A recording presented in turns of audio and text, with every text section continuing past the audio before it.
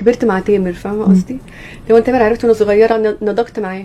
هي إذا مين كاركتر في حياتي طبعا. بعد هجومها عليه، بسمة بوسيل تبدل رأيها في تامر حسني بعد أن أثارت الجدل سابقا بتصريحاتها الجريئة حول زواجها المبكر من الفنان تامر حسني، مؤكدة أن الحب كان سببا في تدميرها النفسي وانعدام ثقتها بنفسها، وروت حينها تفاصيل مأساوية عن معاناتها الطويلة من نوبات بكاء إلى اللجوء المفرط للمنومات. ظهرت بسمة بوسيل مؤخرا بموقف جديد تجاه طليقها، ففي مقابلة حديثة شددت على أن علاقتها بتامر تقوم على الاحترام المتبادل، واصفة إياه بالصديق المقرب الذي سيبقى جزءا من حياتها رغم كل ما مر بينهما. تامر أنا تعلمت منه طبعا حاجات كتير جدا، عشان تامر شاطر قوي في شغله.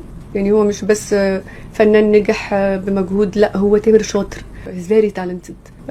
فأكيد تامر هيبقى أكتر حد بالنسبة لي، أنا شايفة إنه هو ضاف لي. صحاب لسه قوي كمان دلوقتي. هذا التبدل المفاجئ في مواقفها أثار موجة من الانتقادات، حيث رأى البعض أن تصريحاتها السابقة تتناقض تماما مع كلماتها الجديدة، متهمين إياها بعدم الثبات، بينما دافع عنها آخرون معتبرين أن الإنسان من حقه أن يغير نظرته حين تهدأ العاصفة. ما رأيكم؟